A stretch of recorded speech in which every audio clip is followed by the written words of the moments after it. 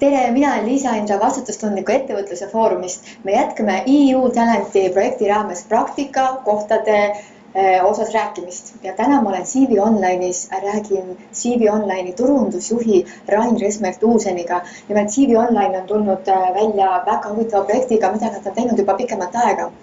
Rain, supernoored. Supernoored on meie tulevikutalendid, kes sisenevad aktiivselt tööturule, hakkavad suuri asju tegema 5, 6, võib-olla 10 aasta pärast, aga kes täna teevad oma esimesi väga olulisi otsuseid ja valikuid, et kuhu siis minna edasi, mida oma elus korda saada või saavutada ja milline on see mõju nende töödel ja tegemistel ka ühiskonnale laiemalt ja ega nende valikute tegemine ei ole kerge. Nii et supernoorte programm on üles ehitatud sellisele 5 supervõimele. Siin see mürav koer minu kõrval, Superlucky on üks karakteritest selles noorteprogrammis. Olles siis sellise õnne või juhuse sümboliks, et tihti tuleb ka oma valikute tegemisel teada ja ära tunda neid hetki, kui sul on lihtsalt läinud hästi ja sa peaksid kinni haarama sellest võimalusest.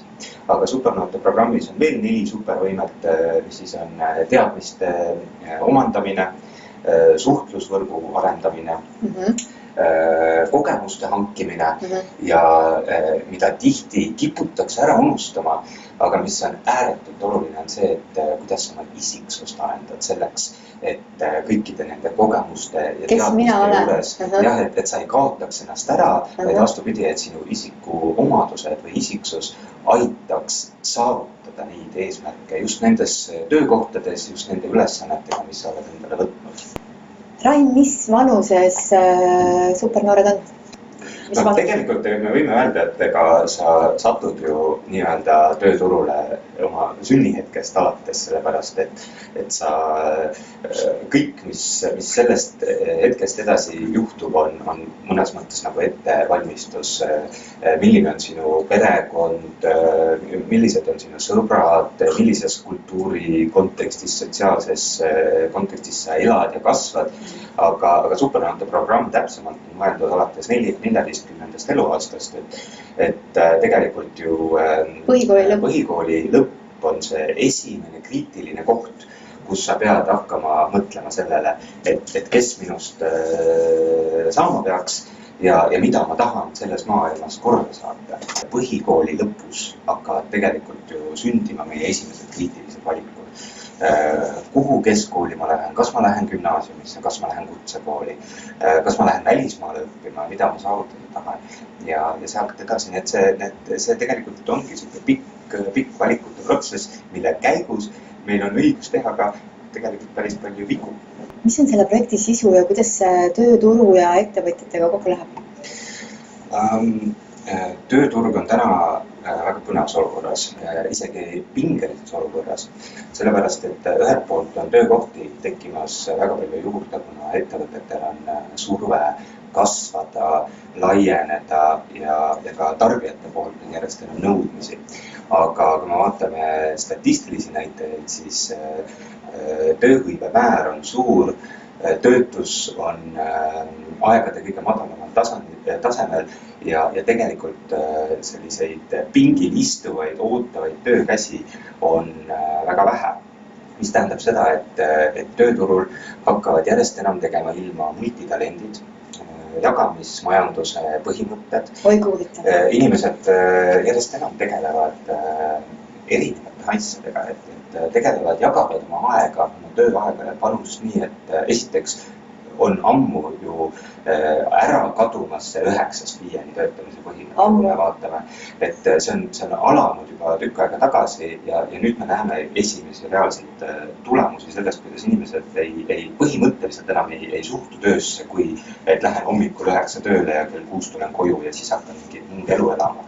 Et see on kõik üks tervik ja jagatakse seda oma aega ja panust erinevate tegevuste vahel. Ja sellel on üks väga oluline positiivne mõju ka, et üks tegevus aitab teist tegevust toetada või üks tegevus professionaalses mõttes aitab teisest tegevusest puhata. ja see tegelikult muudab inimesi efektiivsemaks, nende vaimu tervemaks ja nende arusaama oma panusest ühiskonda täpsemaks. Rain Sem, sa räägid, viitab tööandja ja töötaja suhte muutumisele, arenemisele. Kuidas see praktikakohtadele võiks üle kanduda? No praktika on ju esimene töösuhe tegelikult üldse.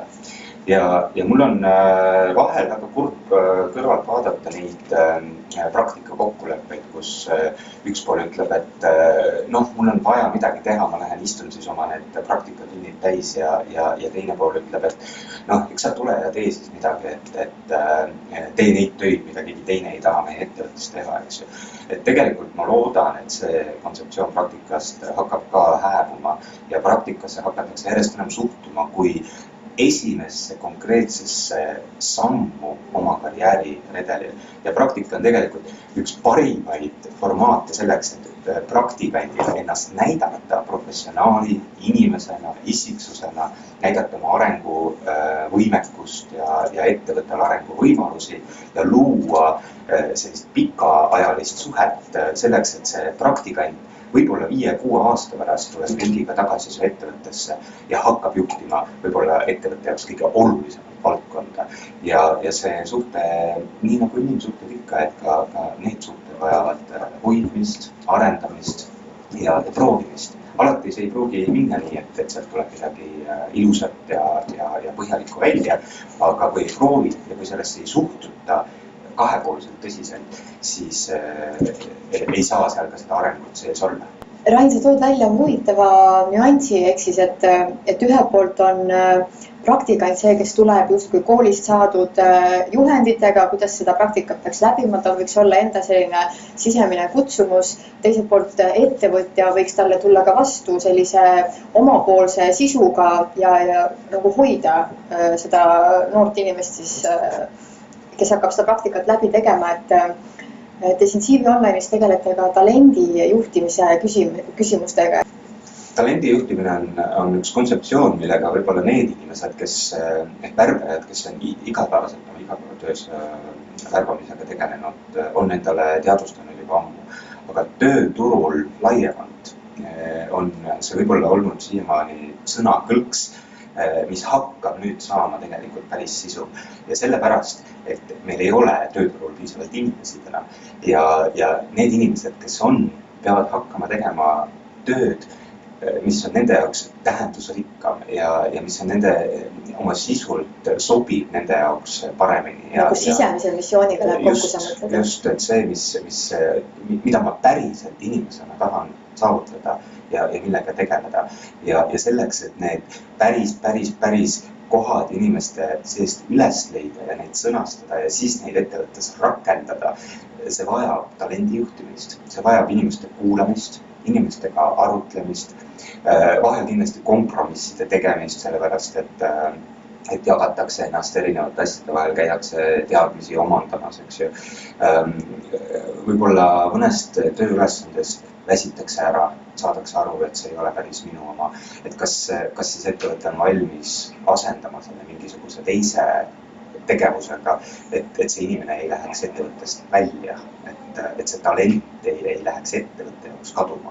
Ja see protsess vajab juhtimist, see vajab ettevõttes inimest, kes oskab kuulata teisi inimesi ja kes oskab neid ettevõtte vajadusi ja inimeste enda soove ja ootusi kokku panna. Ja seda mitte lühiajaliselt, vaid seda pikaajaliselt juhtida. Talendi juhtimine on väga pikaajaline protsess. Me oleme neid ettevõtteid alati toetanud ja hoidnud, kes on avatud praktikantide vastuvõtmisele. Esiteks me ei küsi raha selle eest, kui ettevõte tahab kuulutada välja konkursi praktikantide leidmiseks. See on üks asi. Teine asi on see, et me püüame ka võimalikult palju seda matchmakeri tööd siin teha, et ettevõtted siis leiaks endale neid väärikaid praktikakandidaate. Ja õnneks on väga paljudel ettevõtetel juba ka enda praktikaprogrammid avatud, et et kord aastas me püüame selle kõik kokku traageldada üheks suureks teavituskampaaniaks, mis tegelikult hakkabki ju märtsis suure hooga tuure koguma ja püüame siis ühelt poolt teadvustada õpilastele, üliõpilastele eriti, et on aeg hakata mõtlema, sellepärast, et kui lumi ei ole veel sulanud, siis üliõpilane ju veel ei mõtle sellele, et mis saab suvel või kuidas see aeg nagu kasulikult enda õpingu jaoks ära kasutada. Ja mis on meie peamine eesmärk, ongi see, et see ei juhtuks kõik viimasel hetkel, vaid et tekiks aega mõelda, valida ja omavahel kohtuda, suhelda, et leida tõesti see õige praktika koht, millest võiks saada esimene samm sinu tulevasel karjääril.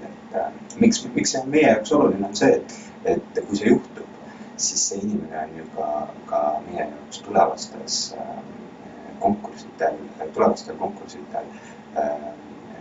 teadlikum kandidaat, kes oskab teha paremaid ja sisukamaid valikuid ja see on oluline.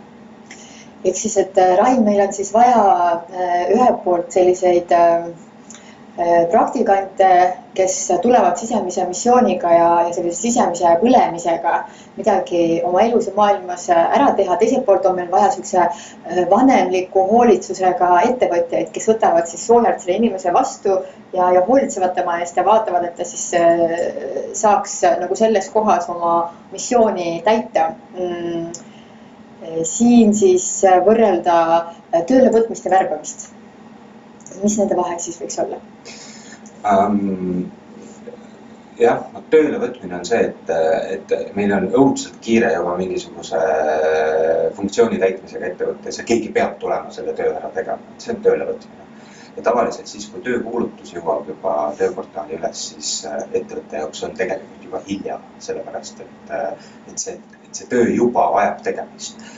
Värbamine on protsess, mis hakkab pool aastat, võib-olla aasta, isegi kauem enne seda vajaduse tekkimist, kus värbamisjuht hakkab kaardistama võimalikke kandidaate, hakkab nendega suhtlema, suhet looma, kohtuma, arutama neid edasisi võimalusi ettevõttes. Ja siis, kui see vajadus hakkab tekkima, siis see kandidaat läbi värbamisprotsessi jõuab hästi loomult tasa niimoodi sinna ettevõttesse, liitub nende ettevõtte protsessidega. Annab seda teha praktikakohtadega ka või?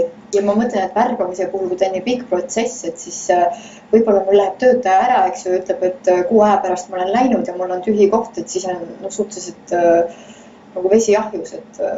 No, praktika puhul on see minu arust isegi veel olulisem, et mina tahaks küll näha, et üliõpilased, kes lähevad esimesel kursusel, esimesel päeval ülikooli, saavad kohe esimese loengu selle kohta, et aga mis must hakkab edasi saama, kuidas ma neid teadmisi siin hakkan reaalselt praktikasse rakendama ja kus ja hakatakse neid suhteid looma esimesest päevast alates, sellepärast, et see võtab aega, see selginemine juba iseendas võtab aega, et kas ma lähen keskkonna suunal või sotsiaalsel suunal või poliitilisel suunal, sest oma teadmisi ükskõik mis erialal saab ju rakendada ka väga erinevates kihtides. See esimene kursus ei pruugi veel isegi aru saada, kus on sattunud. Sellepärast tulebki hakata selle... Siis ongi põhikool, keskkool. Et loomulikult, et seal nende valikute tegemisel võib juhtuda vigu, võib teha valesid otsuseid, sest need kõik õpetavad meid tegelikult aru saama, et mida me päriselt tahame ja kuhu me tahame päriselt jõuda. Oota, aga mis selle supernoorte projekti sisu siis täpsemalt on? Et me rääkisime sellest, et põhikooli lõpust, eks ju, ja keskkool ja edasi, et kuidas see nendega töötamine teil välja näeb? See on natukene nagu õpetajate töö, et sa teed ja suhtled ja jagad informatsiooni ja teed koolitusi ja seminare ja me käime ka koolides karjääriprogrammi raames suhtlemas ja mängimas ja tagasisidet ka ise saamas. Et see on selline katkematu jada tegevustest, mille puhul me lihtsalt peame uskuma ja lootma, et see ühel päeval hakkab tulemusi tooma ja hakkab tagasi tooma ka meie äri vaates, et tulevad meile konkursile tegelikult kandidaadid, kes ütlevad, et jah, ma tean, miks ma siia konkursile tulen, ma tean, miks ma tahan selles ettevõttes ja mida teha. Ja usu või mitte, need kandidaadid konkursidel säravad kõige eredamalt ja lähevad läbi kõikidest voorudest kõige libedamalt, sellepärast, et inimene, kes teab, mida ta teeb, on iga ettevõtte jaoks üks väga oluline väärtus. See vist kehtib vastastikku iga ettevõttes inimesed, kui nad teavad, mida nad tahavad, millist inimest vaja on, et siis kaks tükki leiavad teineteist. Absoluutselt. Ja muidugi sellises majandusolukorras, kus on töötus suur ja käib selline sapimine, et seal võib-olla see ei ole nii oluline, sellepärast, et igaüks otsib endale midagigi, millega tegeleda. Aga praegu on ikkagi selline dekaad, kus me saame endale lubada tegeleda asjadega, mis on meie jaoks päriselt olulised ja ehitada oma karjääri nendele väärtustele, et see ei ole ainult sõnakõlks, see on võimalus, mida peaks ära kasutama selleks, et järgmisel majanduslanguse tsüklil olla kindlamal positsioonil juba ka, et valmistada ennast ette selleks, et majanduses käib siinusõit ja kasv ei ole igavene, et kui sa siis oled oma ala asjatundja, keda teatakse, tuntakse, elad ka sa selle majanduslanguse üle rahulikumalt ja mõistlikumalt. Raine, aitäh sulle tänase jutuajamise eest. CV Online'i põnevate praktika teemaliste projektidega saate kohtuda minnes cv.ee lehele. EU Talenti kohta leiate infot vastutustundliku ettevõtluse foorumi kodulehelt. Mina tänan teid.